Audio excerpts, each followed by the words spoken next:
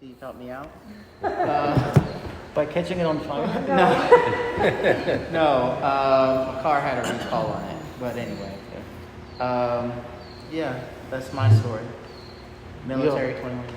So, Which branch? I'm in the Army. Thank you for your service. You're welcome. So you all know who I am, I think. Cedric, do you want to introduce yourself, please? Yeah, Cedric Stratton. My present occupation is retired. I've been retired for longer than I've been doing any other single thing. And I hope to go into overtime in another 10 years' time. Figured that out. All right, well, I'm Albert Nordine. I've been with this church, I think it's been more than a dozen years, maybe a little more. It's hard to tell. Let's see, I'm a tour guide. I also I do some contracting work. And, this has been a very comfortable and good church for us. Anyways, this is Bob. I'm Bob Goodell. I've been attending this church since around 2004, and during that, at that time, my dad had passed away, and Steve had done the funeral for him.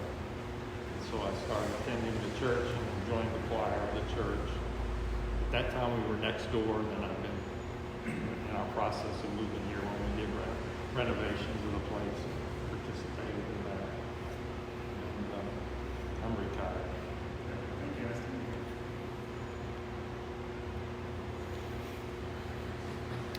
I don't know if the cross or the purple shirt gave it away, but I'm a bishop, and I did get a chance to meet the two of you. I remember at the dinner, that's a year and a half ago. So I remember that. I've been serving since technically August of 2019. Prior to that, I was in Chicago as the assistant presiding bishop, and I was in charge of worship and ministry for 5 years. And I served in the Synod before then in Nashville and in Knoxville, Tennessee. But grew up in South Carolina, so other than Chicago, being in the South has been my whole story. Living in Atlanta, married, and we spent most of our year, like most of the world, behind the computer screen. So last weekend, this weekend, the first time I've really traveled in a year. So nice to be down here and away from the storms and for 24 hours. So, our Synod offices are in Atlanta, you may know, and we have deployed staff all over the Synod. And Pastor Bill Green is one of those who lives in the Atlanta area, but assistant bishop for leadership and administration. So, tell them what you are. I've been in the Southeastern Synod for almost 26 years. Served a congregation in Wilburn for 22. Took a couple years off to fight cancer, and then he got elected, and about the only person that could get me to come back to work. So I started same time he did in the bishop's office, and this is my first time being out in the real world, because I've been for a year and a half. So cars drive a lot faster than I remember. So.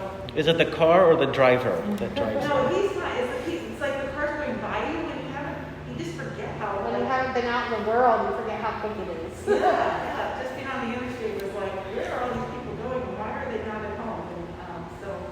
And I think a little culture shock coming back into the world. Thank you, and I believe now you have some things on your agenda. Yeah, thanks for joining today. So, Pastor Henning will give you kind of a time frame for why we come to today's conversation, and then we can go from the time frame to from there with more about the conversation itself. So, I'm hearing from you all more about where we are with whatever. So we, Pastor Schulte reached out to us maybe 2 months ago or so to talk about the proposition that you have from Mr. Huff to purchase the building. And in the process That conversation, we also we began to just ask questions about the ministry and where you all are as a congregation. There were not the normal reports that we get, so we need some background information. After that conversation, the bishop sent Pastor Schulte an email asking him to not continue conversations, allow us a chance to have some more communication, talk with the congregation, and ask to not elect a council and have a congregational meeting because it's been multiple years without that, and allow us the opportunity to assess what Satan's needs are. The ELCA Constitution, there's a model constitution that to be a part of the ELCA, all of our congregations have to be a part of. And it talks about what to do when we no longer have an actively run independent congregation, how that leadership takes place, who's responsible for that. And ultimately, it's the bishop's responsibility to make sure that the assets, the congregational life, those things are done in good order and following what is established by not just the bishop, but the whole ELCA. So, we would have this conversation with any congregation, and other synods have these kind of conversations to talk about what it looks like when we get to that place of deciding whether or not a congregational life continues and how they respond to the needs that they have. My fun part of my job is that I sometimes get to have these conversations. So I've worked with congregations who have chosen to do a holy closure that look at being able to acknowledge that their time as a congregation is over and it's time to move on. And there's a process for that, how you do that to meet the constitutional needs, but also what does it mean to be incorporated in the state of Georgia, what the government requires of us in that process. So there are both legal requirements from the ELCA, but also legal requirements from the state of Georgia as an incorporated organization. So once we heard from Pastor Schulte the congregational meeting had happened, at that point the bishop asked for this meeting so that we had an opportunity to talk with you all to help you to understand what the process is, what your options are, and allow us to get some more information from you all to determine what's best for this congregation and for our responsibilities as the stewards of the South Synod's congregations and their properties. Yeah, so which is why we called for this today, and I appreciate how you sending the information you did on Friday. So I'll stop there and be interested. I would love to hear more from you about where you currently are with anything, because I don't know since the last letter, and then I can go from there. Can you be more specific where we are with what? Where you are with anything. Where have you been since you had the congregational meeting that I asked you not to have? With Toby Huss, with yourselves as a church, with anything? Well, I actually have a question. Why would you ask us not to have a congregational meeting? I think it's, I don't know, that kind of threw up red flags. Because from what I understood, each independent church was self-governing. And You're not an independent church, you're not self-governing. You're okay. governed under the Constitution of the Southeastern Synod and under the Constitution of the ELCA. Okay. You've not had an authorized constitution, and since 1998 was the actual last approved one, which is outdated. Okay. You haven't elected So there was officers, to my knowledge, in 7-8 years. So, yes. But the current officer stays, because of our Constitution, chapter 11:2, they stay in their position until their successor is elected. But you're supposed to have an annual meeting of the congregation. Okay, you're talking about elected officials. I'm saying we have But even officers within that your have been there. Right, but even within your constitution, it says that you cannot have more than 2 terms in each. Okay, but if they're not elected and still continuing to serve, they have not, we have not broken that portion because they have not been elected.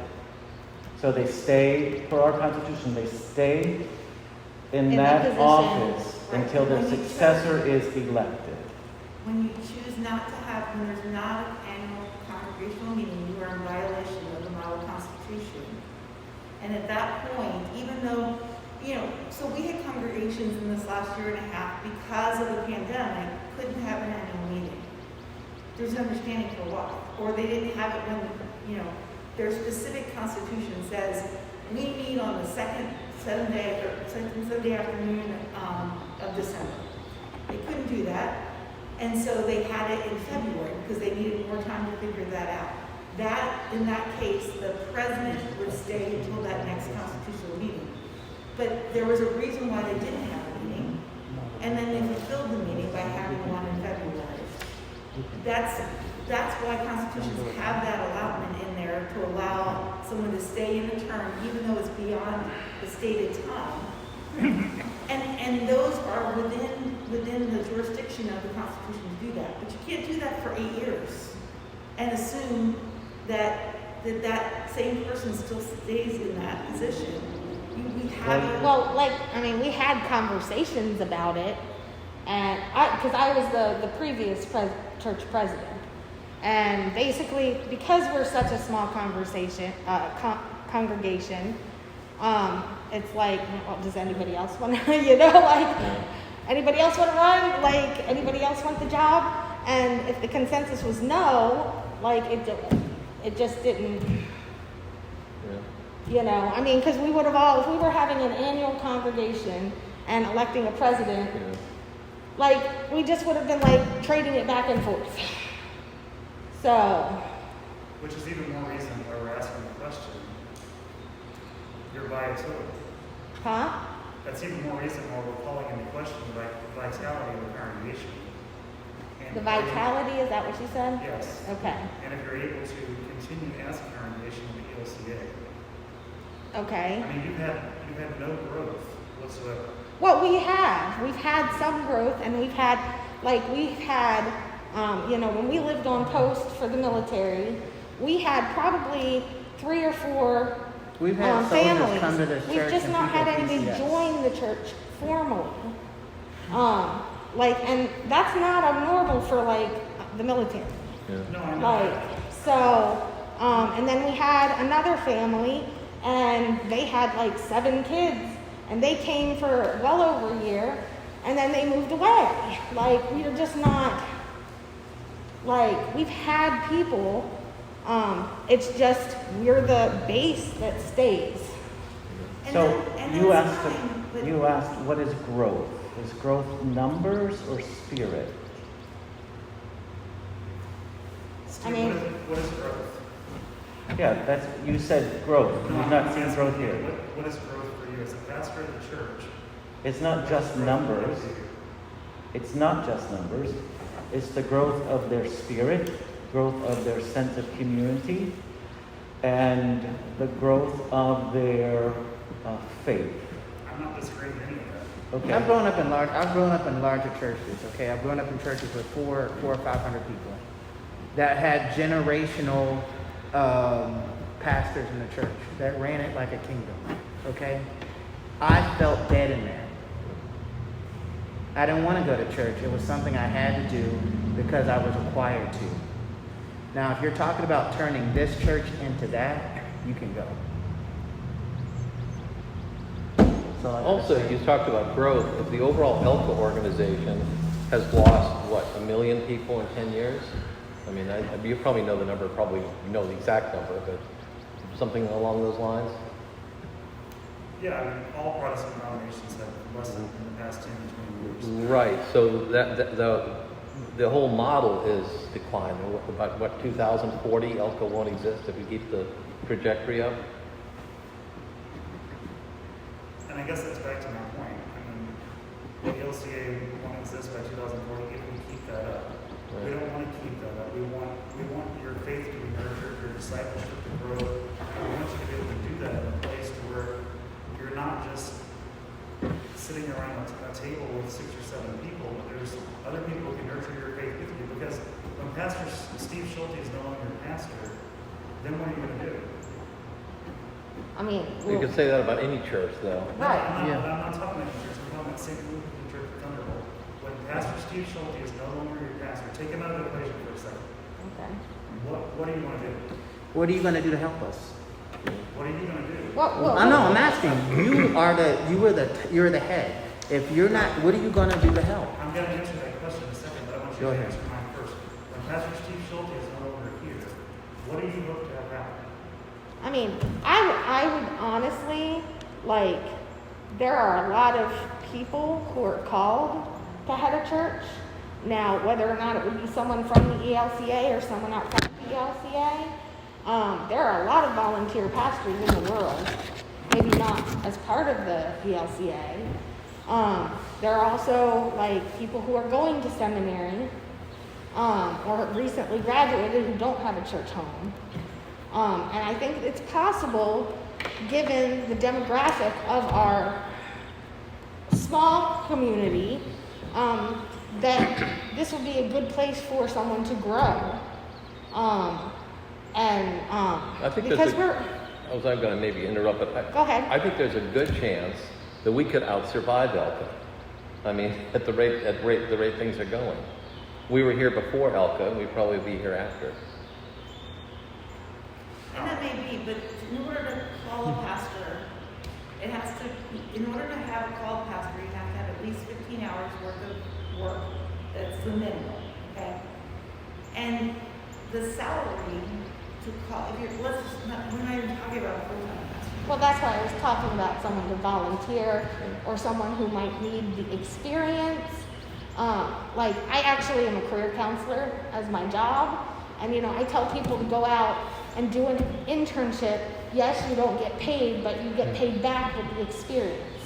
And, you know, I know, you know, of at least one person who actually has started seminary and is like, look, she wants to work with a youth group, which obviously we don't have, but she's willing to volunteer her time. So I think it's feasible. It might not be practical, that we could find a volunteer pastor.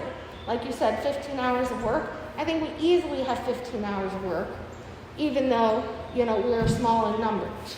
Because we're not stagnant.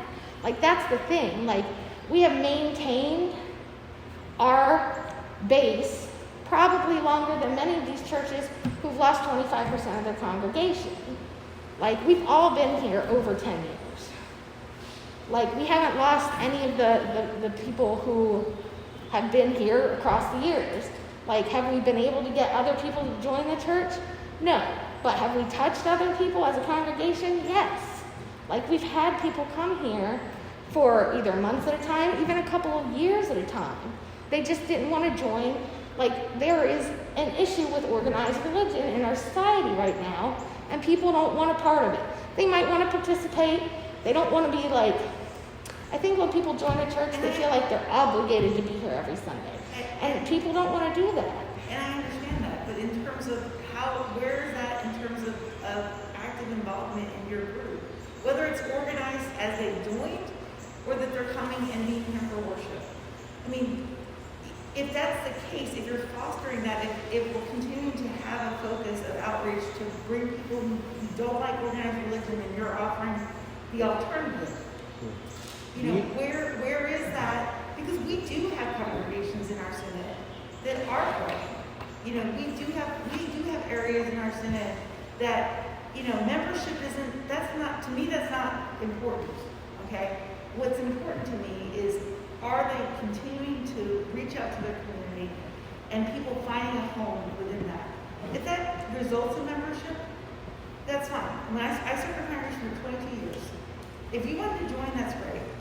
But if you didn't want, I mean, I need members because the state of Georgia, that's how your constitution defines a person as to whether they can vote or not on contracts. But, you know, where's the increase in worship attendance? Where's the increase in, you know, for me, the number, honestly, when I look at a congregation in terms of whether or not they're actually a growing congregation, is the number of people that are worshiping on Sundays, and what's the percentage of them actively involved outside of that in the life of the congregation. So not just you come for a service and you're done, You know, that you're growing in your faith, you're growing in your discipleship, you're growing in your sense of spirit, you're growing in your identity as a child of God. And that results in that I want to be in Bible study, I want to be in outreach, I want to be involved in music ministry or service to the community. That those things happen. Those things do happen here, actually. Like, we have church choir every Wednesday. Like, we actually have within, well, I can't say the past year because it's the pandemic, but we've had a community yard sale.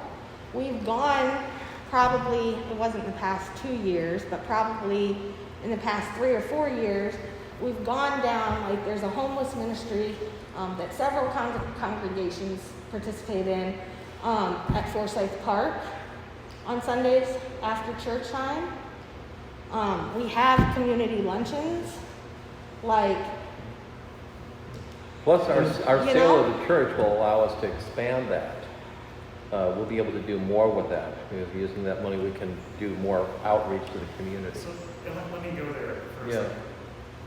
Where are you with the plans with WS? He is researching, he is talking to his attorney, and will be closer to closing sooner than later. We wanted to hear what you had to say, but we know that the Synod has. In the past, we know that when there was a litigation case here against the pastor because of something his son did, and it was completely unfair, but it was the way it worked out because he was the pastor's son. The Synod said, we're not connected with that church. We're not responsible for anything that goes on there. And They dropped us like a hot rock for a couple of years. yeah, Right. so they want That's nothing what to it do with felt it. like. To us. And it's sort of like saying, hey, you're not my son, but then oh yeah, you are now. It's sort of. And that's what we're getting. It's a different. Yeah, I You know. I hear that, and I'm empathetic to that, and at the same time, I wasn't in this position. Yeah, but 5, 6, but it's the 11, position 12, that put those things in place. We're not saying you personally, but this is what Elka did to us. So you're just a representative of Elka, I understand, but When we this needed is- money to build this place, to move here after that place is falling down and rotted, we got no support from you. But I want to say No. something else, just so you're clear. I can't go back and shoulda, coulda, woulda. It's not about. I'm sorry, sir. It's not. I'm sorry. It's not about that. Well, if you'd let me finish, you can hear Let what him- I'm let saying. him finish. Yeah.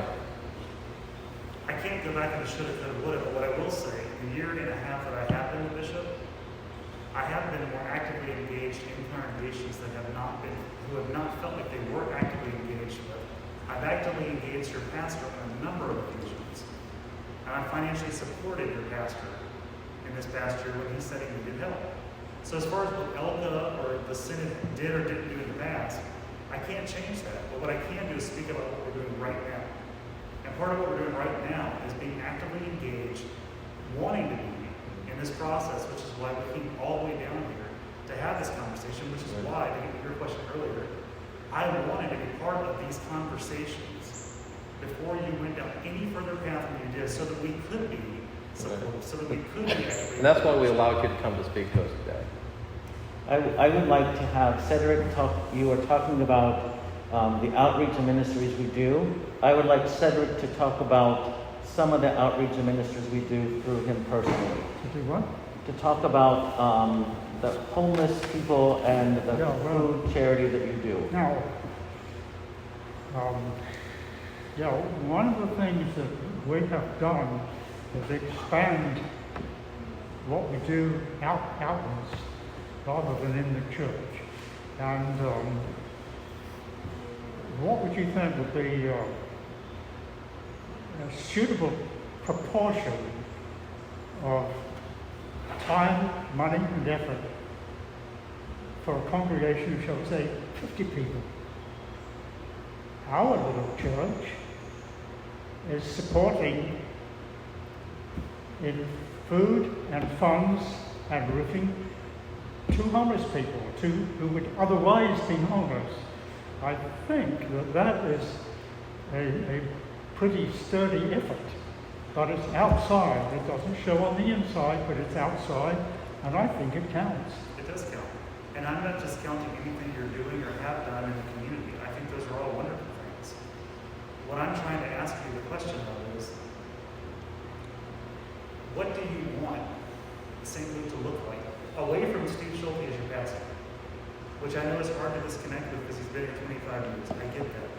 But away from Steve Schulte, St. Luke Lutheran Church of Thunderbolt, let's just say right now, I'm not talking about 5,000 people.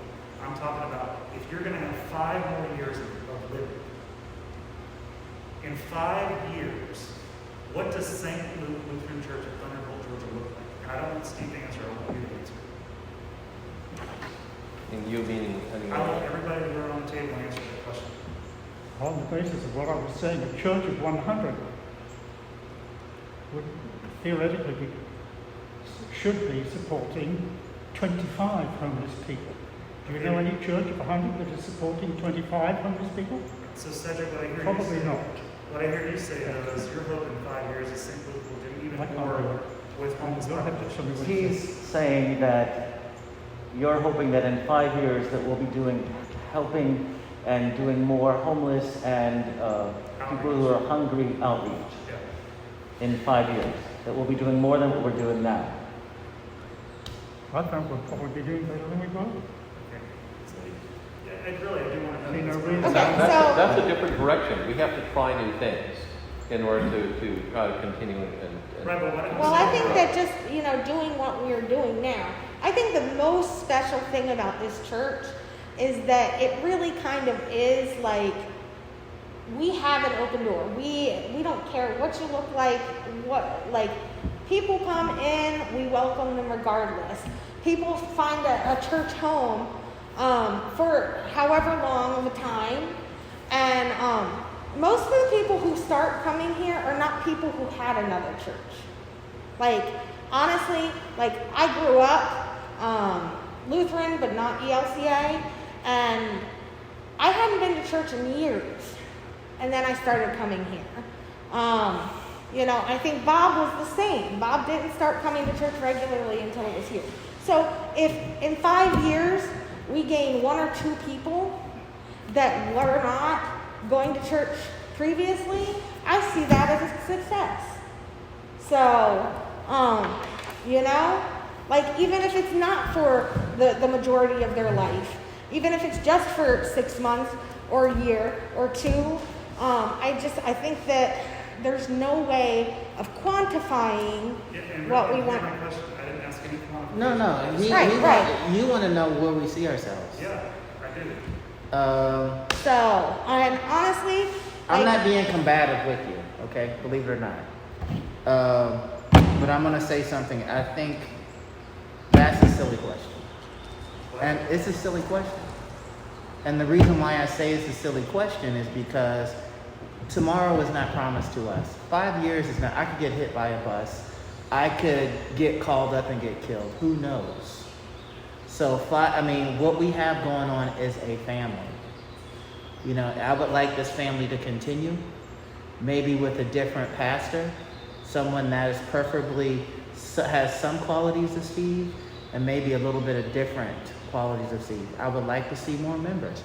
I would like to see all of these things, but if none of that were to happen and we got another Steve type pastor and we were these same 8 people or 15 more people like this, like-minded folks, I would be happy and comfortable to come here. Because you got to understand, I grew up Southern Baptist, and I don't think you understand what that means. Actually, I do understand because what you don't know about me is I grew up Southern Baptist. Because if you have judgmental people who shut you out, who don't allow you to have any real say in government, to me, it was like, I hated church. I hated church. I used to hide from church. I used to try to get up before my grandparents in the morning to be gone all day, so I would not have to go to church. I hated church, right? But I like coming here. And to me, you're attacking something that made my life better. So right now, I'm angry. Let me explain. I'm angry, and I'm not hearing what you're saying. I'll probably will think about it later. I'll tell him later. But right That's now, fine. right now, it's like I've had so many knocks the past year. I don't know if you know anything about the military. Bring it up. There's a new PT test, new height and weight standards. There's new things. The only constant in my life has been this place. And I see somebody from outside attacking me. So, and And I I don't just- discount that at all. Because I truly, church can transform people and community. I've gone through literally, they gave me 6 months to live.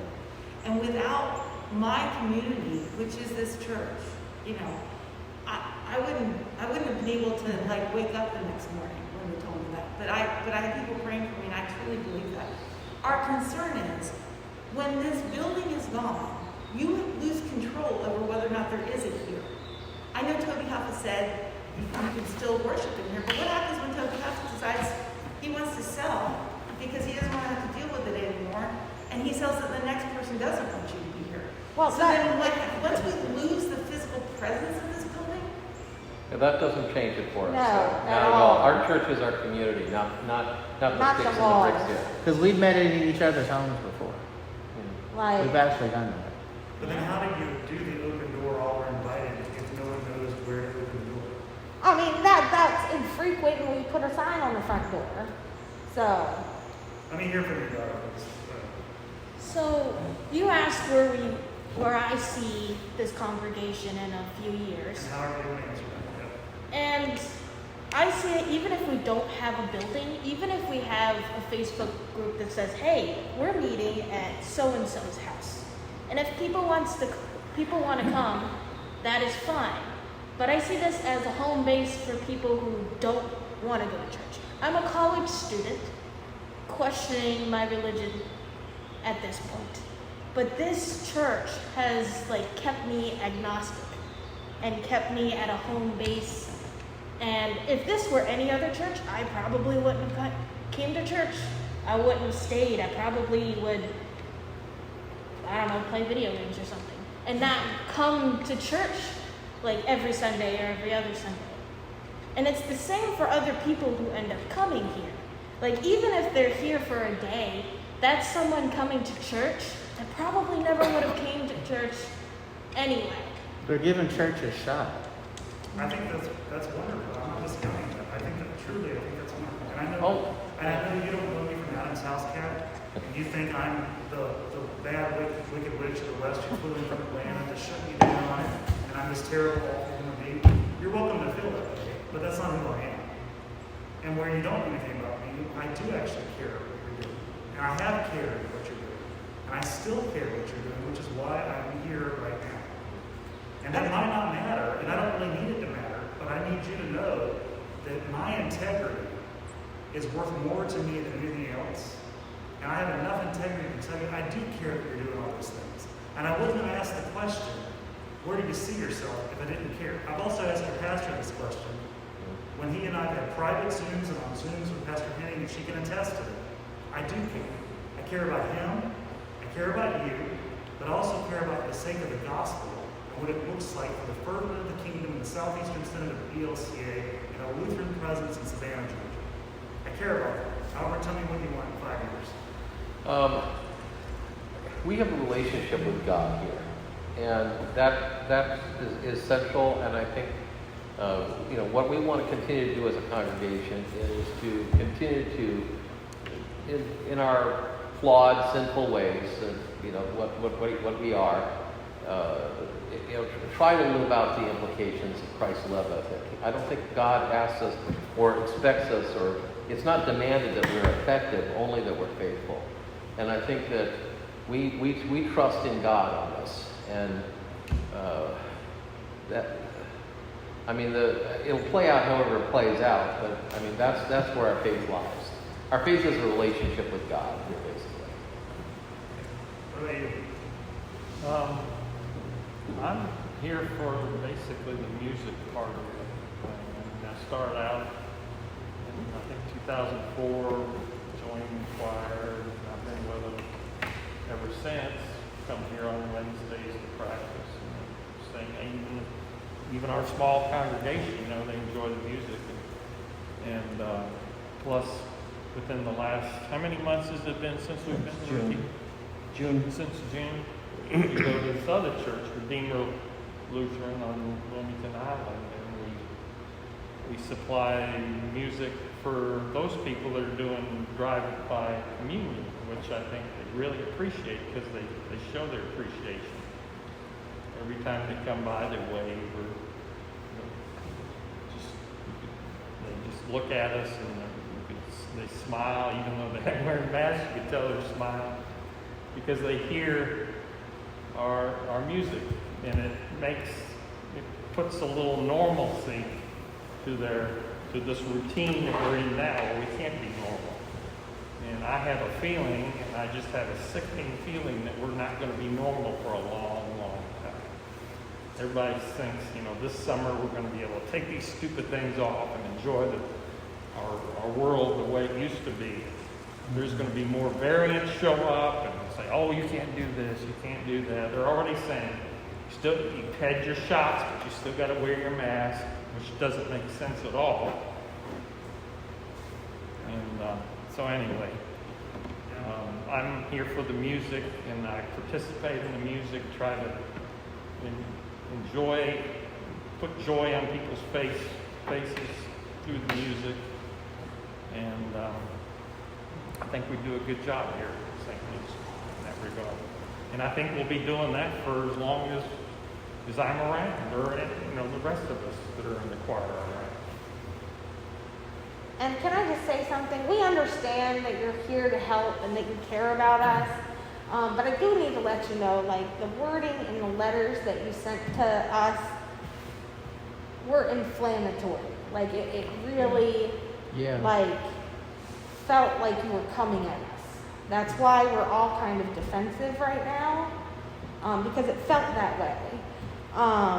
And the timing seems suspicious, because we were just talking about selling the church so that we can have more of a future and we can do more, stuff in the community. Yeah, this money doesn't go to us, by the way. You understand that. This is money that we're using. So No, I know that. Yeah, I'm just saying exactly. that's shouldn't be a fear on your part.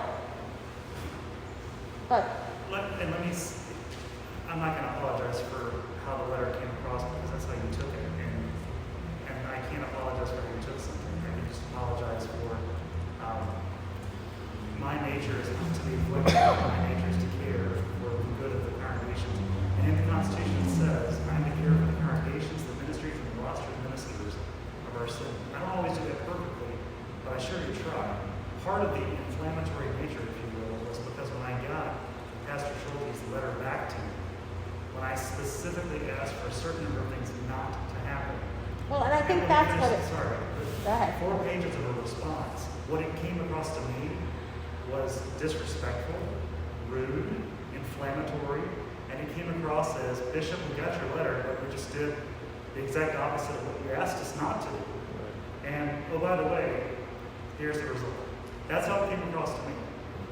Well, I could say it came across to us that it was an overreach on the part of the Synod, and that it wasn't something done within right. It was like, please do this because I say so, not based on having the authority It wouldn't have to had make to feel that like call. an overreach if we would have been able to be more fully present in this process, which is what we tried to ask your pastor to allow us to do. that letter came after we had at least 3 meetings with Pastor Steve. And asked specific things of him not to do. He did anyway. You could ask me not to eat Bartlett pear. I mean, you could ask me not to eat what are Boss pears, and I'd say thank you for your opinion. But when I go to the grocery store, if I feel like buying Boss pears, I'll go ahead and buy the pears and eat the pears. I mean, I understand. I'm trying to give you a non-inflammatory example, but Well, yeah, and it's hard too because we've never had. I mean, aside from we've not had great interactions with the Synod leadership, and so we've got a little bit of PTSD. Like Steve was asked to resign because he was gay before the ELCA had the vote to accept gay ministers. So we don't have like a great relationship. And we have been, under the belief that we were self-governing and we were just under the umbrella of the ELCA. And I mean, not exactly, but that you were there, like it was more bottom up than top down. And when we got the letter, it seemed like you were asserting like authority, like you were the principal of the school, okay? Authority that you've never chosen to exercise. And we've never. I've never had actually under our And Constitution or your Constitution. Well, I do have to at least push back a little bit in the sense that we've only done this job for a year and a half, but I have read your file of your congregation, and the Synod has been involved in this congregation in both good times and bad times over the 26 years that Pastor Steve has been here, including bishops coming and preaching and being here. Yeah, with due respect though, when Pastor Steve was sued personally and they came after the church, the Synod, and by the way, you can't say, well, the Synod has these rules, but now you're dealing with a person, now you're dealing with the organization. You can't shift it back and forth. It's either one constitution, it's either the Constitution drives it or individual people. It's right. It's a person versus thing. And if the, in all instances in the past, we've never been subject to having to. We out of respect listened to, and we did read the letter. So for us, it was like, thank you for your opinion, but we're going to do what we think is right. We think is right for us and our congregation. Yeah. So that's how we looked at it. And if anybody's feelings were hurt by it, well, we're sorry about that. We don't mean to hurt people's feelings. But, if a homeless person came up and said, hey, could you give me a couple dollars, or give me all the money in your wallet, I'd be like, all right, here you go, here's all my money, because the homeless person told me to do it, and his feelings would be hurt if I didn't give him everything I had. It would be that type of a thing. It would be like that's asking more than you have a right to ask for, is what I'm saying. When we built this... We do have a responsibility to be the steward of the Synod. The bishop has a responsibility.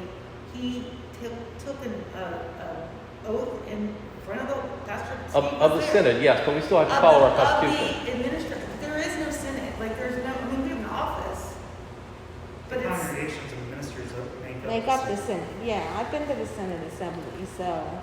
When we have sold property in the past, Like that whole church over there. and another piece of property, we have never had any interaction with the Synod.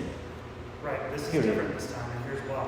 Because you're selling all the property and the building, which means you do not have a physical place which constitutionally and governance-wise, for 90 years, St. Louis Lutheran Church, Thunderbolt, Georgia, former LCA, now ELCA, has had a physical location of a congregation in which you have been constitutionally governed by. When you sell the land and the building, all of it, in the Constitution, it brings up the question of, are you now a synodically authorized worshiping community?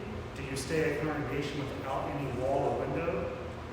Or do you find a new place to worship? That's why the Synod gets involved, because it has to ask the question, who's the fiduciary responsible person?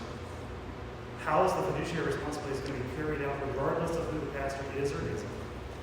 What's the vitality and the future and the health of this congregation for the community themselves and the wider church? And when Pastor Steve Schulte's no longer here, let's say your family, for whatever reason, the three of you have to move. Let's say you move to Texas tomorrow. That's 3 people out of the 4 who are here. Steve leaves. That's 3 left. That is not a viable congregation in any way of thinking. And hardly anybody, because you ask, what are we going to do to help? If you're without a pastor, I am going to be hard pressed to find anybody, even the most lovingly wonderful person, to want to come and commit, knowing that there's 3 only, people. right. It's just, I'm flat out honest. We have 32 congregations right now who are looking for a pastor. Out of those 32, I would say 10 of those will only ever be able to afford a part-time person. But they have at least 25 to 35 to 45 people. And no, it's not about the numbers, but the numbers do help make up the money. No, I And the money understand. does help the mission, and the mission does help you do what's outside of the walls of the church. So why is the Synod involved when they weren't 10, 12 years ago? For the very reason I just stated. Because we want to make sure you're taken care of.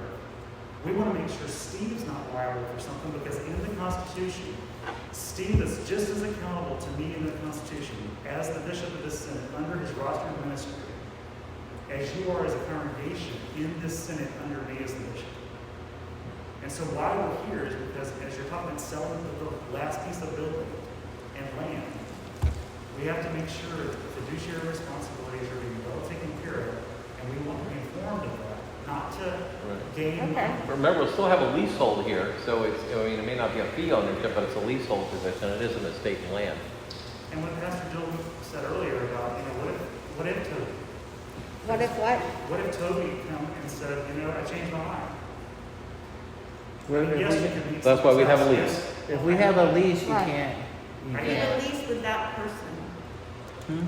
You have a lease with Toby. If Toby the sells next the land. owner buys this and decides to knock everything down, you might have a lease, but the reality is, if they put up a condo here, they're not gonna give you a condo to worship in. Yes, but the Okay. likelihood of that happening is With minimal, historic if not preservation laws, I zero. mean, they're not going to tear the church down. I mean, Can't. he's spending over $750,000 just to fix that piece of property. Yeah, but Steve, just like you were having, Mr. Game again, I'm sorry. Jay. Shane, just as you were saying, it's hard to vision for 5 years. And you just used the phrase, the likelihood. Well, we have to live in our roles, and this isn't feeling, this is in our roles. We have to live in the likelihood.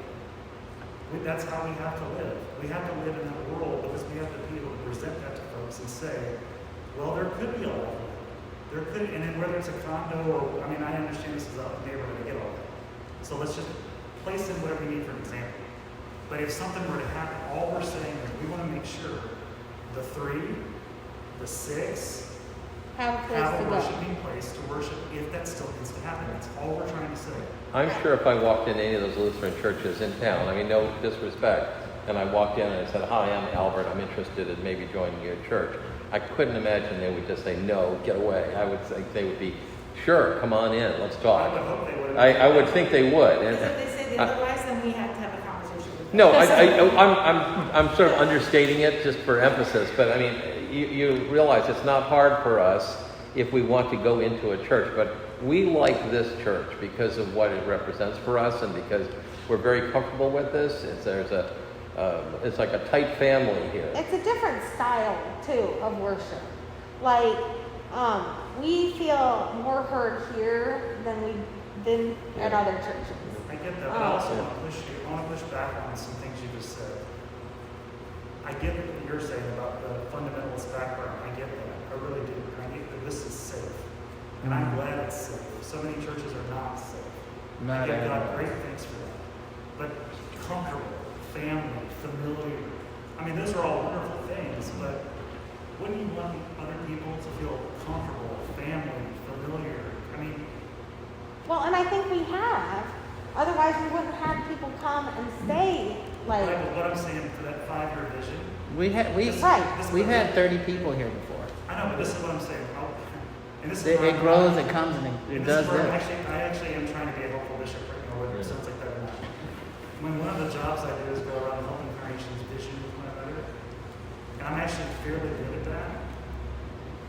And I did that as a national position, and I think I did a fair amount of good work.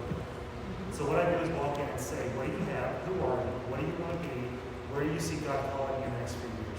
That doesn't mean that in 5 years you still can't be family friendly, open, inclusive, warm, welcoming. But what it can be is you can't just be here until literally everyone you die off. That's not helpful. It's just not helpful. You can't do it until Steve leaves. It's not helpful. So what I want to, and I said this to him, if St. Luke Lutheran Church of Thunderbolt, Georgia is going to continue to be St. Luke Lutheran Church, and notice I'm not talking about your pastors, because when we talk about congregations, we always talk about them as the church, not the pastors. Because over 90 years, pastors have come and gone. right. And that's no offense of what Pastor Steve has done or not done. The reality is churches don't exist based on who the pastor is. Bishops come and go. So what I want is that if God is calling you to continue to be a worshiping community, a congregation, then I want more people. I mean, we drove around here for 15 minutes just to see the neighborhood because I've never been. It's not dying. There's growth everywhere. I mean, my Lord, you got a Chick-fil-A, an Arby's, a Target, a Starbucks. You got everything in the world. You got more here than I have in my neighborhood. But you also have the Archdiocese of Savannah headquarters right there. I get that. You got a Methodist church, a Baptist church, and a free little mission church. I We get have all some that. 700 houses of worship, I understand, in Chatham County. I mean, so I'm talking about smaller storefront churches than this, Yeah, but in friends- some of the ethnic neighborhoods. You know what I'm We talking have about? one that's right across the street from our house. I get that, but friends, don't sell yourself short. Yeah. Even that comment you just made was a negation of what something might be hard. Don't sell yourself short. If you want to be the church with the open doors, the friendly face, the gay openness, the inclusive, all those things, out of those 700 communities, I can promise you, probably 80% of those are not any of those things. And so if that's the case, for the next 5 years, and just think in that short term, how can you, and notice I'm putting ownership just as much on you as Right, I would I on understand. how can you find one major goal? You're too small of a group to have 20. One major goal you can obtain if you stay a worshiping community within the rest of this year. One major mighty goal that you can do. And then for next year, what's your major mighty goal? And Okay. the following year. And part of that goal is to let the people of Savannah, Georgia know, aside from how large their diocese and all this other kind of stuff is, know that if you truly want to stay existing, you want other people to know that God matters in your life and you want them to experience. Otherwise, there is no reason to hang on just because you all like each other. Just because you like each other, Well, yeah, it's go not. to your house and say it's church and close down St. Lutheran Church Incorporated, take all the money and give it away to charity, honestly. So, We might still do that. I mean, we may Right. all do that, but it's until then, I want to be a part of this organization. I don't want to abandon it. I'm not trying to abandon you, and I'm not trying to tell you that. That's what I was trying to not do 2 months ago when I tried to be more involved. I was trying to have these conversations. I tried to have these conversations with your pastor. And even then, I was asking questions like, well, who all is part of the church? How many people do you know? I'd love to come down, knowing that COVID's a thing. And so, to Steve's defense and mine, part of it was just trying to figure out how can I safely get here? Knowing that you were worshiping the Redeemer, doing the drive-by thing, and not always gathering. But some of it was, I wanted to be with you. When I saw you at the dinner thing the other year, I said, I'd love to come worship with you. Little did I know it would be a global pandemic. right. No, none of us You know, do that. Steve brings us communion. I don't know if you knew that. Oh, okay. I mean, so it's not like we still, I mean, with COVID, we've still had a lot more FaceTime than many other and let me churches. say this conversation is 95% about St. Lutheran Church and 5% about Pastor Steve Schultz. Right. Yeah. Do you hear that? I mean, Yes, we No, hear I that. understand didn't that. drive all the way here because I wanted to talk to Pastor Steve Schulte. If I wanted to do that, I would have said, Pastor Steve, you need to come to Atlanta and meet me in my office with Pastor Henning on Monday afternoon at such and such time. Right. I came here because I wanted to talk about St. Lutheran Church with you. Right. And he's part of the church too. So, Right. Yeah, So don't he's- miss the point I'm trying to make. The point I'm trying to make is this is not a Bishop came to bash Steve Schulte. Right. didn't take it that way. This We is didn't take Bishop it came that to support St. Lutheran Church in the conversations they're having before they make any decisions that the bishop is not a part of. It's weird. It's weird though. That's the thing. That's the thing you're not getting. It's weird though because there's been times I've been in this church covered in paint, having to pull money out of my pocket because that other church. I don't know. It was raining in the other church over here, and it was It's got a raining. new roof now. And it was raining in that church for years, and there was no help. And we honestly, I wish I had money to give you. I mean, I'm being serious, because that's the leadership But- part of my, or the administration part of my job description is literally looking at, I mean, we were projected to be $250,000 in the hole. I mean, for the Synod, we have about 160 congregations, and all of them could probably use. Well, that's the thing. $20,000 to deal with. That's the thing. There are charitable groups. There's other things that reach out to the church and say, "Help you." We weren't getting any that will help us. We weren't getting any of that support at all. Other groups, Pastor Steve had to talk to people outside of here to get help. A lot of those soldiers came because they helped to a lot of those soldiers came because I met people who I knew were new, and I'm like, hey, I have this church, or Missy did, or people in our neighborhood, or whatever, and we got our neighborhood to come, and a lot of these soldiers came, and you know what they did? This used to have a drop-down ceiling in it, and the soldiers came, they stayed to worship, until they PCS'd. They took the drop-down ceiling, they fixed this. This right here used to be a serving window that we did. People paid out of their pocket. People put the support. We have sweat equity in this church.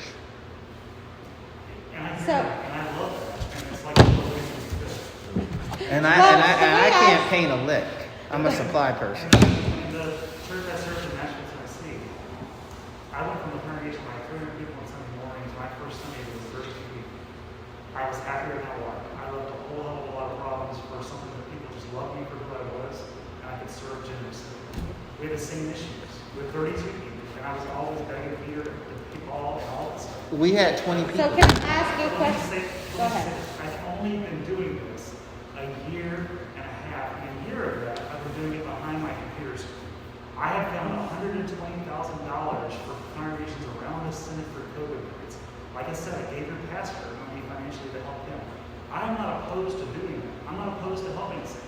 I've had at least 4 or 5, Steve, how many conversations? 6 with you on phone, Zoom. I mean, over the course of since I got elected, Yeah. more than you probably had with any bishop in your lifetime. But that's not the And point. positive, but I'm not trying to Sorry. defend myself, but I need you to hear there's a new sheriff in town. The sheriff doesn't act like the old sheriffs, but the sheriff also wants to make sure that you all know that I am here to help. But that's not the point I'm trying to make. The point I'm trying to make is this, is that people in this congregation have put time, effort, and sweat equity. If Steve leaves, we'll continue to do that. If we have another building, we're willing, this is willing to move. If we might not be St. Luke's and Thunderbolt for whatever reason. We might not. It might not go down like that. We might have to find a storefront to work out of. We might find some other things, but the reason why I asked, what is the church doing? As an NCO, I'm Staff Sergeant in the Army. I have soldiers that I have to help. Sometimes my soldiers are not the best parents, so I have to get them what they need. So I have a lot of things that I have to do to help other individuals because it's in my job description. Would I like to help these people? Not always. But the point I'm trying to make is sometimes they ask me, hey, Sergeant, I can't do this. Can you help me? I don't know how. So I have to scramble around on my own and get resources. Maybe they need parenting classes. I got to make that happen. Or maybe they need this or that. I got to make it happen. I do. It's so you can't, and I never come to them once and say, what are you doing? I don't do that. Because as a leader, my job is to make sure that everybody that works for me has what they need. So we have a mission to complete. I got to put, excuse my French, I got to put stuff on a helicopter, which I've done in Afghanistan, in the middle of the night. And I had soldiers say, hey, my boots have got hold on them because I ain't got boots. So I had to figure that out. Not once did I ask them, what are you doing to have boots? I went and got these people what they needed. And my fellow leaders, that's what we do. As a leader, in my mind, you can't go to people you're leading and say, this is what's making me angry, the military person. What are you doing? Because that's not what you do. You say, I see this issue, I see this problem, I gotta solve it. And that's why they're we're here. here. Actually, that is. And what we're trying to say to you is before you sign a dotted line and this building is gone. Sometimes I don't ask. Mm-hmm. Sometimes So, I just ask. I would like to add a little bit here. In my letter to you, when I let you know about the sale of the property, I was blindsided by our Zoom call. Both Zoom calls, to be exact. I wasn't expecting anybody to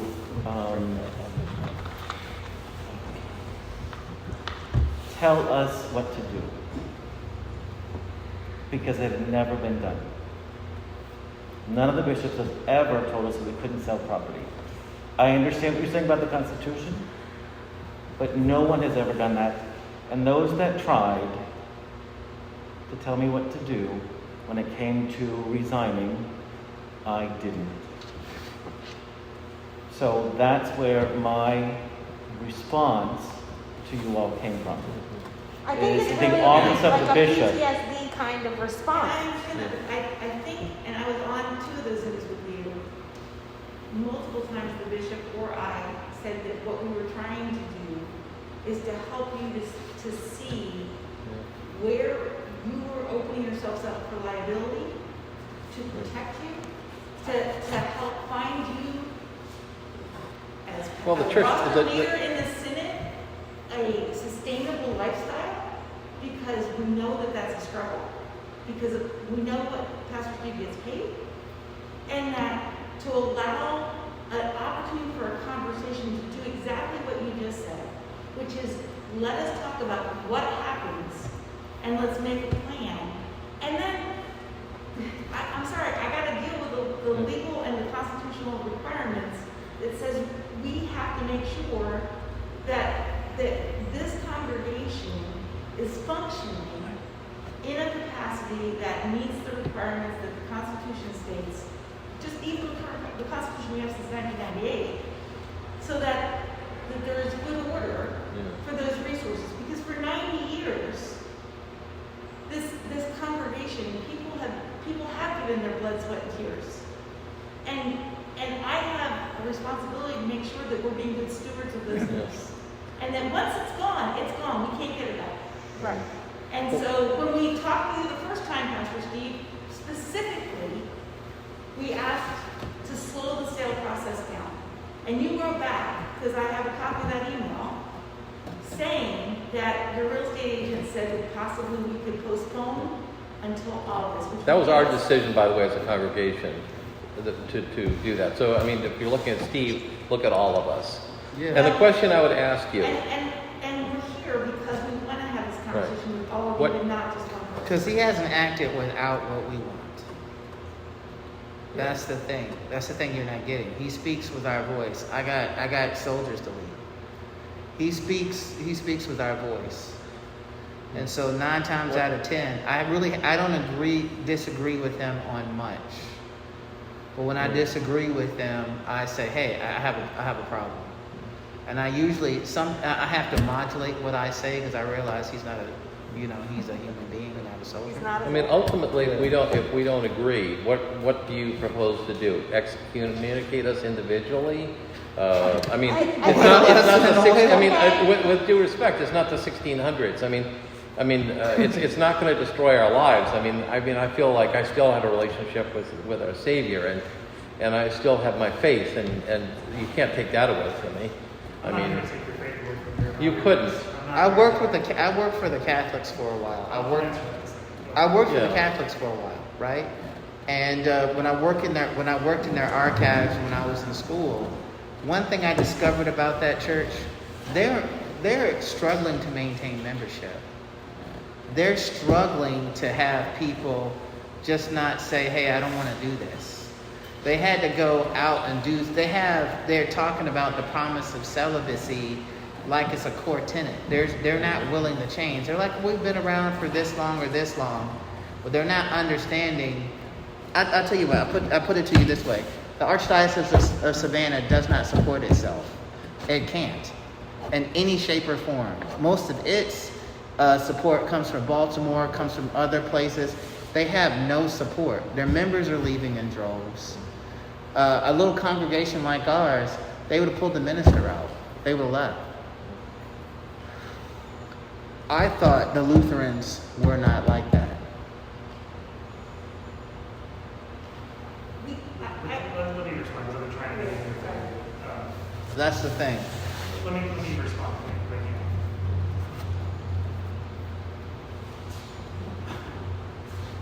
I'm not here to excommunicate you. I'm not here to destroy your faith. I'm not here to do any of that. I'm not here to destroy your pastor. I'm not here to do any of it. I am literally here because I give a damn enough to care about your congregation and your pastor, and I want you to have a life beyond this, but I want you to follow the rules. I want you to follow, and this is let me finish. This is the leader telling you how to lead. So the leader's coming here telling you how to lead, troops, and the leader's telling you got an outdated constitution. You got to get that up to date. The leader's telling you that if you sell this property and you end up with a corpus of cash, you have got to be in conversation with us about the best way to handle that. Because if you're not able to do that, you put him in jeopardy, you put yourselves in jeopardy, and because you're under the ELCA, if you get sued, we get sued. You get sued, Pastor Steve gets sued, Pastor Steve gets sued. We've already been sued before, and you guys said you weren't. I mean, the church that was in the distance said we weren't part of it. That's already been done. My point is. Well, you were named. Yeah. My point is, we're just trying to make sure that we safeguard you like we would any other congregation. That's all we're trying to do. I'm not trying to kill you. I'm not trying to kill your pastor. I'm not trying to do any of that. I'm just trying to let you know that our role here is to abide by what I promised to do, what she promised to do, Right. which is to help govern congregations and roster ministers in the Synod and the ELCA. We want you to be part of the larger community than just yourselves. Right. So what's the or else to it? I need to remind me again where you are with it. So you said a contract is pending, is that what you said? Yes. Nothing's been signed. It's all been verbal. What's waiting? What's the next step? We are waiting, first of all, on you To have this conversation. to have this conversation. And now we're waiting on his attorneys, real estate attorneys, to draft the sale document. And then we'll discuss it amongst ourselves. I mean, it's not we're not looking Okay, to so let's say act recklessly. Okay, so let's say the contract goes through, we sign, building and land and all are sold. Yes. And give or take $180,000. Yep. Now what? We lease the building back. We remain here for many more months, maybe a year, maybe more. I mean, that's to be hammered out. During that time, we continue to operate as a congregation as we are currently, and we will have more additional meetings of how to best use these funds within the community to live out the implications of the love ethic of Christ. And how do you see involving the Synod and the bishop in that process? To the extent that we are constitutionally required to, by our Constitution and by whatever the laws of Georgia are. Who is your treasurer? Me, You can't be the church treasurer. We told you that. I know. It's not, is it illegal or is it just unethical? Ill-advised. It's ill-advised, it's unethical, and it puts you in trouble if there's ever a question. I understand. And that's what I'm Like- trying to say. All money has been accounted for, and there's no concern within our church of irregularity. I'm not raising the concern of mismanagement of funds. I'm raising the concern that if there's ever a question, Right. it puts Steve in a liability because his name is listed as chief financial officer in the state of Georgia. I got a question. Do you have an issue with being our treasurer? Are you have a problem with it? Are you willing to take the beating if it happens? Yeah. So, It's not that easy, I understand that, but the question becomes is, who does it if I don't? And so I have done this because there has been no one else to do it in the past. And here's where you ask, and so what are we doing? Here's what I'm trying to say.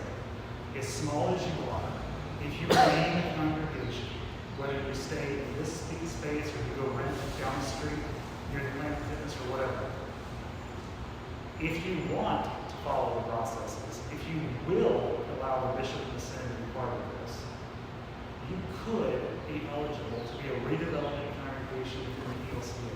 What that could mean, especially if you have corpus of funds, what that could mean, this is outside of Steve Schulte, it could mean you could apply for redevelopment funds from the ELCA, which the ELCA and the synod would give a certain amount of money through the synod, and we would be the financiers of all the money it would allow you a certain number of years to redevelop as a congregation, to get back on board with your finances, with your vision, with wherever location you're going to be, with all the legal documents. By that point, if Steve's here or not here, you could call a new pastor or redevelop a pastor. And then that stays for at least 3, 4, maybe sometimes as long as 5 years. But in this case, as small as you are, and knowing that there is the concern of, you just said, no, if I don't do it, who does it? The Synod will become the financial responsible place for you, especially since it's not like you have bills. I mean, the basic bill you have is Steve and the utilities. And so what we could do is we could essentially make Steve, put him in the same employee category as a mission development. We have about 12 of those around the Synod that we fund their employment and we pay their bills through the ministry opportunities of those congregations or what we call Synod authorized worship communities. Do you have this on writing? We have all of this in writing. This is where the Synod. Can we give you our email addresses and you send this to us? Yeah, he has our emails. Yeah. In order to do all that, We have to have a building. you don't have to, it's not even about the building. You all have to be willing to allow us to walk with you, but it also means you have to be willing to go through that process. It's not just as easy as you go like, well, we're going to do it exactly this way, only our way, and we don't care what the bishop says or the ELCA says. We'll take the money, but we don't care about all those things. You got to follow the process if you're going to go down that road. But if you go down that road, this is why I try to ask the 5-year question. Steve Schulte will not always be your pastor. And so where the Synod comes in, if you ever want to be a pastor, you're going to have to grow. And it's not like the people wouldn't want to come and be your pastor, but you're going to have to grow, whether that's in a storefront or here or wherever. In order to do that, you got to get your financial footing, you got to have a vision, you got to get more members so you don't wear yourselves out, and wherever the new pastor is along. But do I believe you can do that? I believe there's potential for you to do that if you're willing. And if you're willing to let other people actually help you and trust them. To know that just because you've been hurt in the past, it doesn't mean you have to be hurt in the future. But in order for you to do that, you and all of you are going to have to allow some trust. To know that the big bad wolf from Atlanta isn't here to destroy your faith, to kill your church, to call your pastor high holy hell. But what the big bad wolf doesn't want is when I try to help, when I give you my time, when I give you my heart, when I give you my trust, don't throw that away. Don't hurt that. Don't throw that away. Don't be disrespectful to that. Allow me to help. So if you want to do all that, so that's where you go. So what's the or else to it? Or allow you to help I know, or it's else? kind of feeling like a threat. What's the sword over us? Like, The worst or else is, I can invoke the Synod Constitution. I can take you to court. I can close your congregation. I can remove your pastor from the roster of ELC. That's what the worst case scenario could happen. Yeah. The reason I'm here today is because I don't want to do that. Would you think that would be good use of the Synod's resources? If I thought it was good use of the Synod's resources, I wouldn't be having this conversation. I would have just gone ahead and done it. It's not even just about the resources. It's about, I don't want to go there. I don't want to do that, which is why I tried to say in 2 letters, Yeah. let's have conversations. And that's why we're here. We're having a conversation. So please take this as a respectful gesture, and we take your visit as a respectful gesture also. So, I mean, we're not, I mean, you already know that anybody can bring a lawsuit about anything. I mean, you lived through that in this Yes. congregation. Yeah. You know, the potential sale of, if somebody who used to be a part of this congregation feels like that was done in a way that wasn't honoring how they gave money or property to this, piano cross, whatever. Which is exactly the concern our Synod lawyer raised when we got the penalties. And when they The reason we raise the concern is because people don't have these concerns because they never happen. People Right. have these No, I concerns, know. and they've happened in our Synod. We've had congregations who have literally been sued by someone who was a grandchild of a member from however many decades ago, but their grandma gave something. right. And it had her name on it. And when grandmother died, she gave all the money to it. And this person had enough wherewithal to spend whatever money it costs and hold up the sale of the property in court just because they want to prove a point. We know all these things to be true because we've experienced. Well, We're and going that, to tell you that because we don't want you to have to go through it. well, and actually, we've kind And of thank you touched for on bringing that this. to our attention. Thank you for A that. lot of our old members think we're not here any longer. They do. A lot of our older former members think we're dead. And But I don't come here to do a court else conversation. Yeah. I don't like to do But this. I'm just saying that's But Pastor Jill will tell you that as I've had to go into congregations and have really hard conversations, I don't go in with an or else demand thing. I go in and listen. Sometimes I'll Right. at the end of the conversation say, I need some more time to think about this and I'll get back to you. Yeah. But if I wanted to do an or else, I wouldn't have wasted my time coming here. I would have just said, here's a certified letter from our attorney, we'll see you in court. Yeah. And so in order to move forward, okay, Pastor Steve can't be the financial officer for the state of Georgia, because that would call into question anything that your congregation does. And it already has called into question by our attorney and the ELC attorney. They have both advised that it needs to be changed. Pastor Steve can't be your treasurer for the same reason. And I know there's only a few. And it's, Right. it's like, you know, is Missy the president this year or is Albert the president this year? I don't care, but it may have to switch back and forth, and we're going to Yeah. have to do the things, because when someone comes to us, I just did a holy closure with a congregation outside of Atlanta, and I was in they had done a whole holy closure document of where things were going to go, and I did have a former member who hadn't been there for 20 years show up.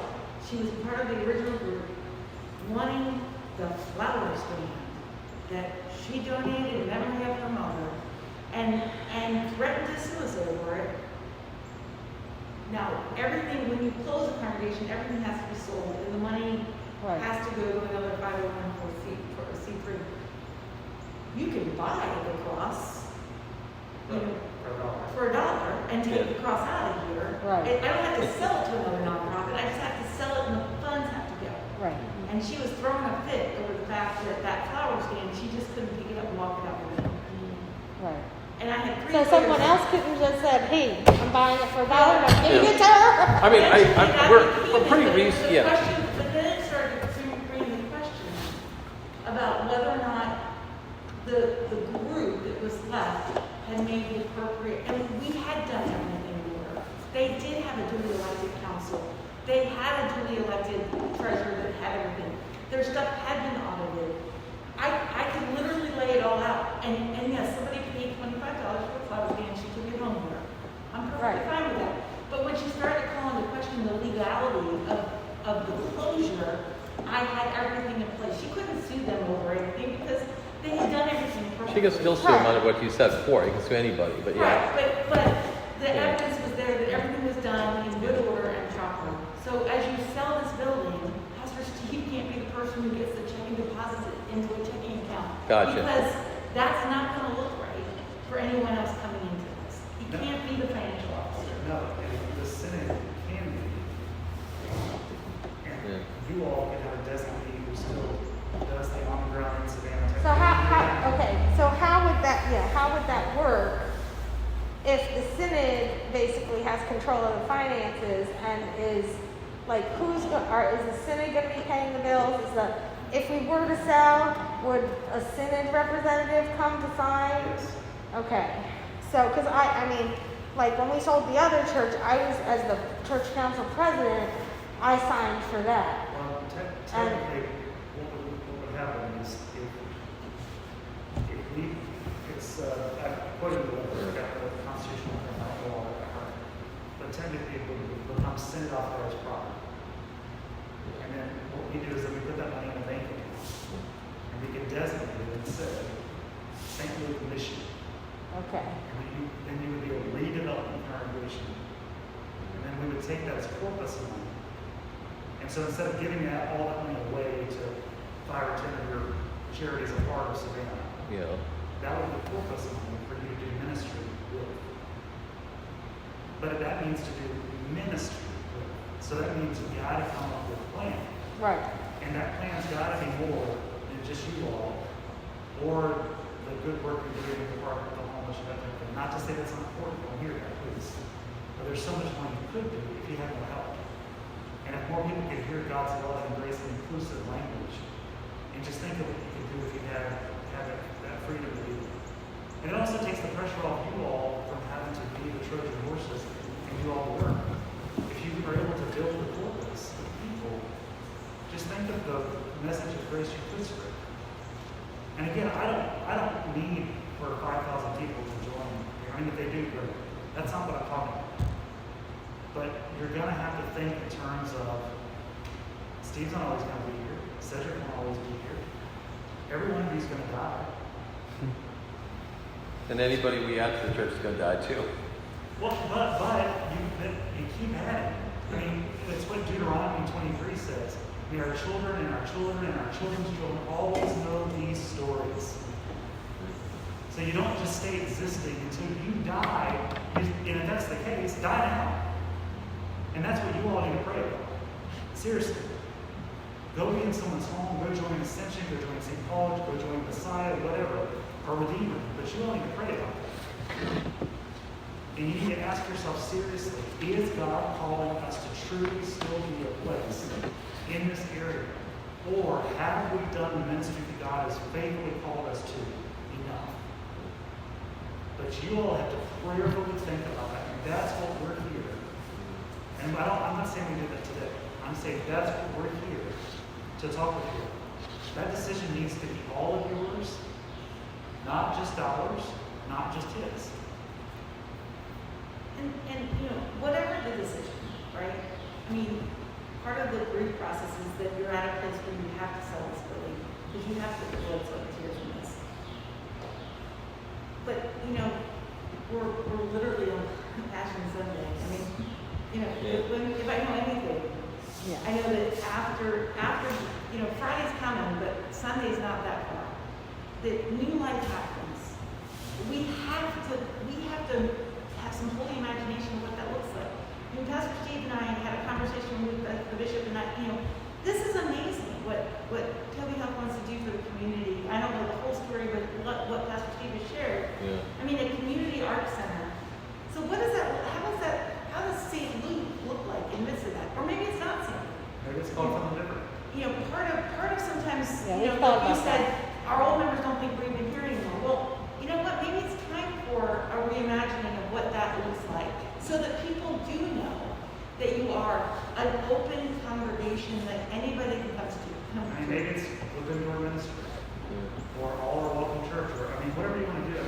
But in order to do that, you have to constitutionally legally close St. Luke Church of Thunderbolt, Georgia. Period. Then you go through redevelopment or new development, and then you go through the process of who are we, what's our identity, what's our vision statement, what's our name, and who do we want to call to lead us in that. And if that's an arts community that's LGBTQIA focused or multicultural, multiracial, whatever the vision is, then that could be a thing. And we told Steve that when he started talking about the phone as just a possibility, we were both of us were like, well, yeah, that sounds interesting. We've got communities in the Synod who are doing those things. We started an LGBTQIA ministry in Nashville, Tennessee, at a congregation that in 2009 literally split because of the decision. And now they are hosting training support groups in the building where 10 years ago I preached there and I had people walk out. God can do amazing things if we get out of God's way. And it's not necessarily, we're here to still to make sure that good work is done so that we can close one chapter and start whatever the next is. It doesn't have, a building, we have a former candidate that just got ordained in Michigan. Her ministry is based out of a food truck. She's feeding people, both people who are home insecure, but also people who are just in the neighborhood and developing a whole new vision for what church is. At some point, they might have a building. I should also say, just so we're really clear, since I brought up the redevelopment thing, and I did share this with Pastor Steve on one of the calls we got. If you close St. Luke Church and disperse, you are no more, you go join other congregations or whatever, that's a choice. If you close it, the church and you create something new. That's a choice. If you redevelop, that doesn't mean that he is your pastor. Do you understand? It doesn't mean he has the gifts to be your pastor in that way, because that's a totally different type of pastor. It's a totally different type of pastor, especially in 2021. Totally different. Redevelopment and mission development pastors. It's totally right. It's kind of like what Jay was saying. It's the exact same thing. It's totally different. But that doesn't mean that you can call someone, and it doesn't mean someone wouldn't actively go, well, that's exciting. I'd be interested in that. I went to seminary for the whole purpose of helping to build a community. Is he going to build a community? If the person we get, are they going to build a community and leave? Well, Depends on you got to understand that this is not normal. Us having. I am not normal. He is not normal. And I'm not normal either, but my husband is a mission developer who's been there for 23 years. They've been organized for 20.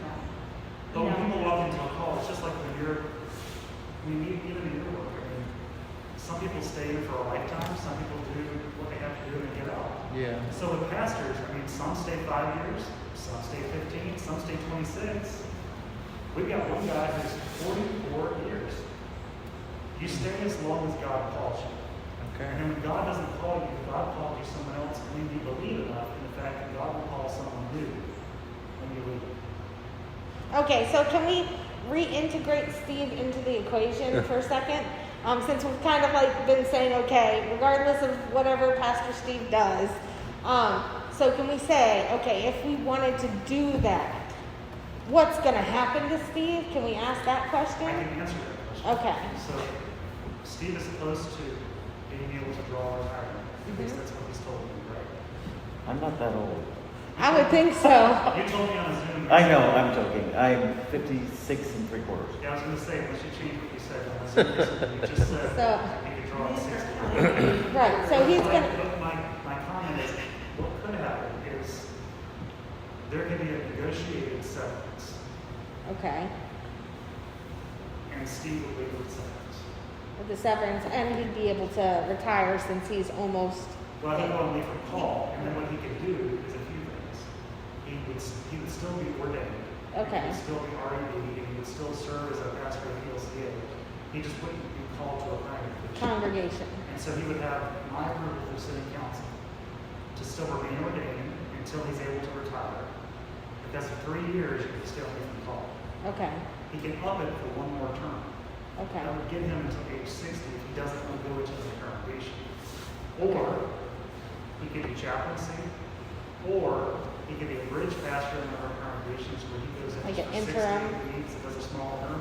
hmm That type of thing. As I told him on the Zoom, I said, unfortunately, the wedding thing, I can't make it to a call, not because I don't want to. right, The LCA doesn't deem that a call. so, They deem it as a job, not a call.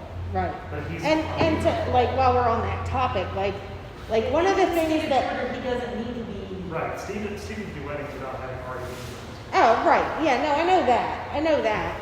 I actually view his more, his, more paying job as, doing that. But I also see that as a sacrifice that he made so he could stay here. And so I want to make sure that he's got, a little bit of what he's put into us. Well, and remember what we're talking about. I mean, all of this, if you go to the redevelopment, let's say that's not a tomorrow type of thing. Right, I mean, we're essentially talking about that Steve isn't going anywhere, at least to the end of the year. I mean, this takes time. Right. It's not a quick thing. So even if you How much sell- time are we looking at? How long will it take It if we depends do on how that? soon you sell the property, it depends on how soon you want to start the process of redevelopment. It all depends on all the dependent. But I mean, realistically, just to give you a time frame, let's say everything's sold, you truly want to go through the redevelopment process. I mean, we could essentially start that process summer, yeah, as early as summer. But that means you all have to really commit. And what that would mean is Steve would stay through the first part of that process, which would basically mean if you stay or you go, just getting everything sort of out of the house, if you will. And he would stay up until the point of the Synod taking over the redevelopment, basically. okay. So, And then when he leaves, what we would do is the Synod would negotiate what a fair severance. right. And by fair, I mean $180,000. Right. No, I know. Yes, no, like, But I mean, and so then what would happen is, then we would, by that point, try to find a mission development pastor who you would go through the process of interviewing that person. You would, in fact, you would interview them more than once. right, And then Pastor Patty Axel on our staff, who does direct evangelical mission, she'd have to meet with you a lot. And it's going to be a lot of work. I mean, she'd have to meet with you a lot to do this, and to do it with this, whoever this person is. But the work is going to have to really be you all before a new person comes in. I mean, you're going to have to be really open to not comparing that person to Pastor Steve. right. Because And that's going to be a challenge, you know. You're going to be a brand new type of place that you're going to have to grow into. It's not going to be the way it always was. Right. Yeah, no. That's No, understood. I understand. So, But if that were to happen, I mean, theoretically, I would see starting that process, maybe Jane and Pastor Patty, letting Pastor Steve work with her on getting all of the documents updated. And if you close this congregation, you create a new constitution anyway. You can't really create a new constitution until you become an incorporated church. And so if you're a redevelopment and you're under a Synod constitution, until you become a true new congregation of worship community. okay. But as far as anything that needs to be cleaned up, then Okay. Pastor Steve would help Pastor Patty and you all do that. And then theoretically, by the end of 2021, his chapter could essentially end if you decide to go that route. Or not. Well, I want to thank you guys for coming. I know it's been a long meeting, and we would sit around here and chat all afternoon. But unless there's something really pressing anybody has to say, I sure propose we can. We thank you for coming, and I hope we didn't offend you. I mean, I try to ask direct questions, but there's nothing personal. And so I'm sorry I'm bad if I am. Don't take it. Don't take it as None a. of you need to apologize, and I appreciate the apologies, but you need to hear. I understand there's memories in this, and I understand there's memories in this, and I understand there's memories in this. I get that, trust me. I don't walk in my home congregation and smell an Estee Lauder perfume from my Sunday school teacher when I was 5 years old, or hear the booming voice that I love to tell my pastor, or my grandmother sitting next to me pinching my arm to be quiet at church. I mean, physical space brings back a lot of me. I get that. Physical space with you all brings back a lot of me. I'm not that old party to not feel that, and I get that. But please let us help. Because I mean, if there's not life here, and you're not willing to all live, then you all need to decide to find another home, Well, you know? if you, well,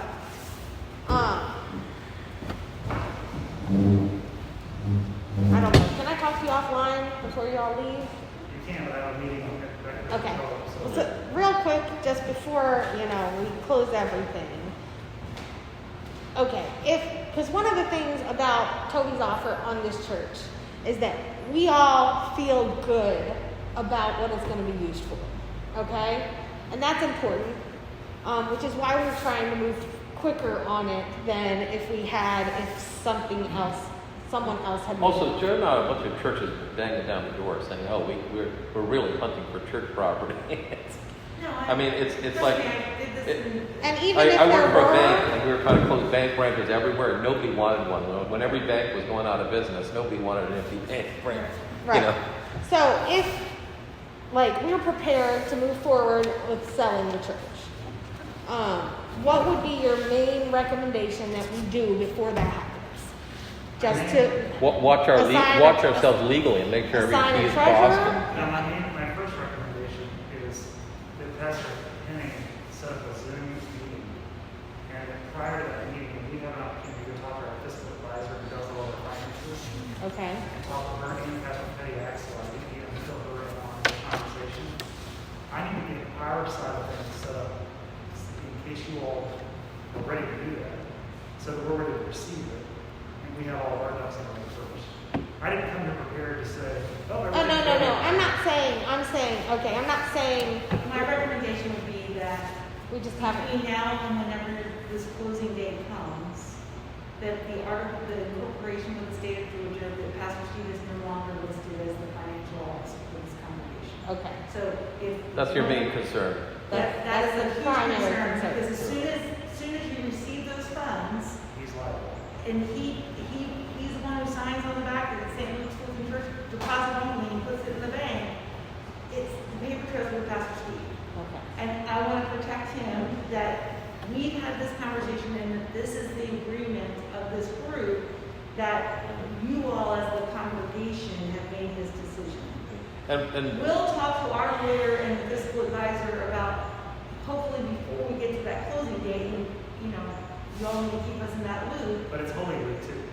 It's Right. what? It's Holy Week and Easter Right, Sunday. right. Just know that. But once closings take at least 30 days once you get, I got an offer on my house and it took 21 days, but. But we also have to, in order to elect the treasurer, we also have to have another congregational meeting. we'll be careful And we have legally. to- We'll make sure an attorney looks at everything we do. We're not going to Right, I just just go would not, flying I would not Indian go here. to closing until you have that changed. Also, let us talk to our lawyer and the fiscal advisor about whether or not, how a returning or something like that needs to happen, or one of us as a part of that transaction. And if it is, then we need to be back here, we'll just come back. Yeah, that's not a problem. But mainly, I want to protect Pastor Steve, that no one can come back and say that somehow he manipulated the whole situation and they sued him for the contract. Okay. Okay? So I think that's, Those yeah. are your next, I would say your next step. Thank you, by the way, for coming. And don't mean to keep you anymore. Sure, I'll close with a prayer. Let me give Yes, thank you for doing that. We would like to close with a prayer. I don't have enough for everybody here. That's okay. I just have Luther's morning prayer and evening prayer at the beginning. I don't have those business cards because I haven't been to the office to get the new ones. So there, you can pray Luther's morning prayer or evening prayer. You should have got one of those in the mail. Yes. There, you can pray Luther's morning prayer or evening prayer. Oh, okay. But you can find me on the website. The biggest thing is that, just to make sure we're all communicating. That would be my. Ladies, can you close us with prayer? That's my message. The Lord be with you. Come, Holy Spirit, and fashion us anew. We give you thanks, O God, for this day, for the passion of your Son, and for these passionate people. Guide and direct in all conversations and decisions. Continue to equip and empower and engage us to love and serve all your people. Continue to guide our hearts, O God, and make our decisions mindful of you, our neighbor, and the love of your Son through all we need. In Jesus' name we pray. Amen. Amen. Thank you Thank very you. much. Are you all heading back? I would shake your hand. There's a good thing, most of us are I vaccinated. have a Zoom meeting at the hotel at 3 o'clock. Okay. Right now I go to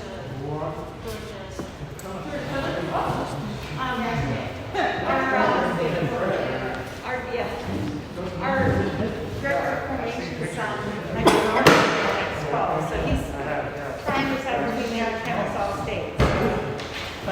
We're just others just performing so much. Let me see.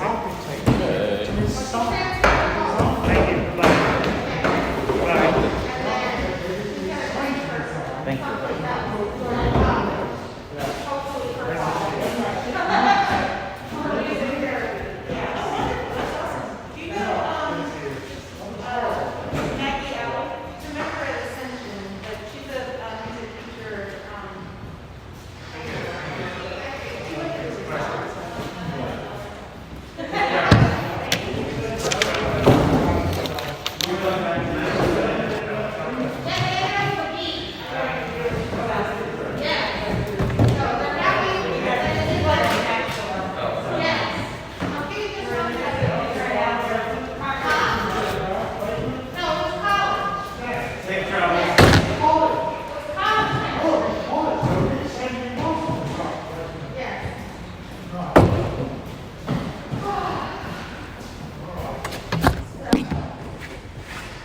Were you able to get the whole thing recorded? I think so.